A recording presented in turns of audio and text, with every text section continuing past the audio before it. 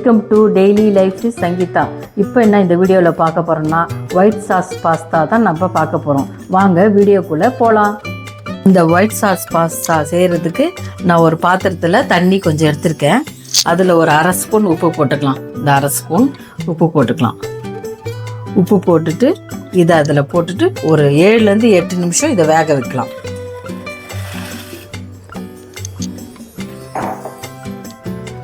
இதை நல்லா கிளறி விட்டுட்டு ஒரு 7லேருந்து 8 நிமிஷம் இது நல்லா கொதிக்கிட்டோம். இது நல்லா வெந்தோடனே நம்ம பார்க்கலாம். ஊற்றிக்கலாம்.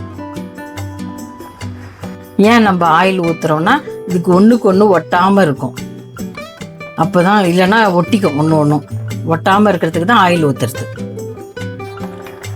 இந்த அளவுக்கு நல்லா வெந்துருச்சு, போதும். இந்த அளவுக்கு வந்தால், இல்லைன்னா ரொம்ப ஒட்டிக்கும்.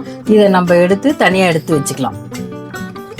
கேஸ் ஆன் பண்ணிவிட்டு ஒரு கடாயை வச்சுட்டு நம்மளுக்கு கொஞ்சம் தேவையான அளவுக்கு எண்ணெய் ஊற்றிக்கலாம்.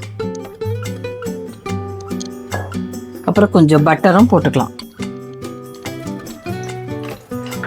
போட்டு இது கொஞ்சம் காயட்டும். எண்ணெயும் பட்டரும் போட்டிருக்கோம். எண்ணெய் காஞ்சிடுச்சு. இப்போ பூண்டு போட்டுக்கலாம். பூண்டு போட்டு லைட்டாக வதக்கிக்கலாம். பூண்டு ஓரளவுக்கு வதங்கினா போதும், ரொம்ப வதங்க வேண்டாம். ஓரளவுக்கு வதங்கினா போதும். அப்புறம் வெங்காயம் போட்டுக்கலாம். பொடியாக கட் பண்ண வெங்காயம்.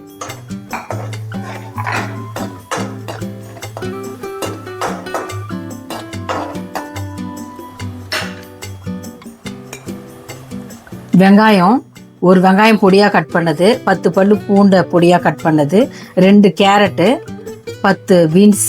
உங்களுக்கு எவ்வளோ காய் வேணுமோ நீங்கள் போட்டுக்கலாம். இது ஸ்வீட் கார்ன். இது நாங்கள் பொடி எடுத்து இந்த மாதிரி உதுத்து வச்சுருக்கோம். அது நான் கொஞ்சம் நிறையா போடுறேன். ஏன்னா எங்கள் வீட்டில் எல்லாம் சாப்பிடுவாங்க. அதனால் நான் நிறையா போடுறேன். உங்களுக்கு எவ்வளோ தேவையோ அவ்வளோ போட்டுக்கோங்க.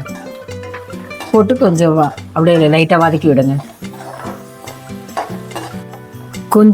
கொஞ்சம் வதங்கினோடனே ரொம்ப வதங்க வேண்டாம். ஓரளவுக்கு வதங்கினாதான் இருந்தால் தான் கடிச்சு சாப்பிட்றதுக்கு நல்லா இருக்கும். கொஞ்சம் உப்பு, கொஞ்சமாக உப்பு, ஆரிகானோ, கொஞ்சம் சில்லி ஃப்ளேக்ஸ். ஓரளவுக்கு கலந்த உடனே வேக வச்ச பாஸ்தாவை அதில் போடணும். போட்டுட்டு கொஞ்சம் நல்லா கிளறி விடுங்க.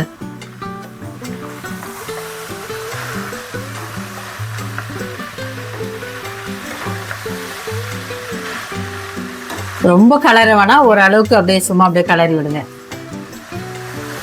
எல்லாமே கலர்ற அளவுக்கு.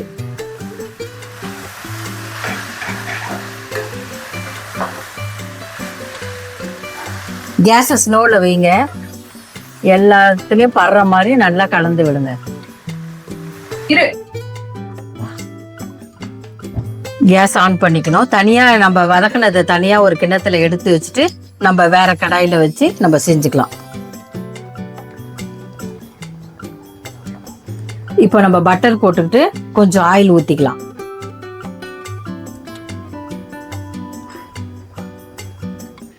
இப்போ எண்ணெய் காஞ்சிடுச்சு. எண்ணெயும் பட்டரும் போட்டிருக்கோம், அது காஞ்சிடுச்சு.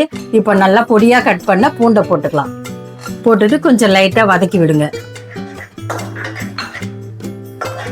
கேஸை கொஞ்சம் மீடியம் ஃப்ளேம்லேயே வைங்க. ரொம்ப ஸ்பீடு வச்சிடாதீங்க, மீடியம் ஃப்ளேம்லேயே வச்சு இதை செய்யுங்க. அப்புறம் மைதா மாவு, 1/2 கப் மைதா மாவு எடுத்து நம்ம போட்டுட்டு கிளறி விட்டுட்டே இருக்கணும். கட்டி கட்டி ஆகிடும். அதனால நீங்கள் கைவிடாமல் கொஞ்சம் கிளறிக்கிட்டே இருங்க.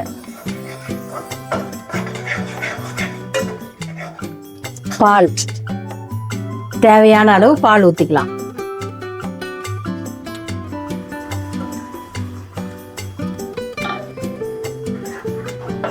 கிளறிக்கிட்டே இருங்க, இல்லை கட்டி கட்டி ஆகிடும். கொஞ்சம் நிறையா பால் ஊற்றிக்கோங்க, இல்லைன்னா கட்டி ஆகிடும். உங்களுக்கு க்ரீமியாக வேணும்னா கொஞ்சம் நிறையா பால் ஊற்றிக்கோங்க. பால் கொஞ்சம் கொதிச்ச உடனே கொஞ்சம் ஆரிகானோ, கொஞ்சம் சில்லி ஃப்ளேக்ஸ்,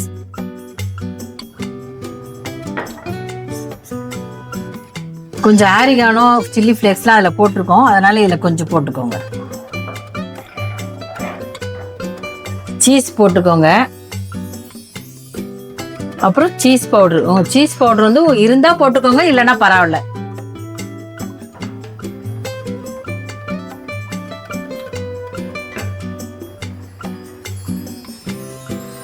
சீஸ் பவுடர் இருந்தால் போட்டுக்கோங்க, இல்லைன்னா பரவாயில்ல, கொஞ்சம் போட்டுக்கோங்க, டேஸ்ட் கிடைக்கும். சீஸ்லேயும் உப்பு இருக்குது, பட்டர்லேயும் உப்பு இருக்குது, நீங்கள் கொஞ்சமாக போட்டுக்கோங்க. இந்த மாதிரி க்ரீமியாக வந்தோடனே நம்ம வச்சுருக்க பாஸ்தாவை எடுத்து உள்ளே கொட்டி கலந்துக்கலாம். மெதுவாக போடுங்க, மேலெல்லாம் தெளிக்கும். போட்டு நல்லா கலந்து விட்டுக்கலாம். டேஸ்டியான ஹெல்த்தியான ஒயிட் சாஸ் பாஸ்தா ரெடி. நீங்களும் வீட்டில் ட்ரை பண்ணி பாருங்கள். இந்த வீடியோ உங்களுக்கு பிடிச்சிருந்தா ஷேர் பண்ணுங்கள், லைக் பண்ணுங்கள், கமெண்ட் பண்ணுங்கள், சப்ஸ்கிரைப் பண்ணுங்கள். தேங்க்யூ.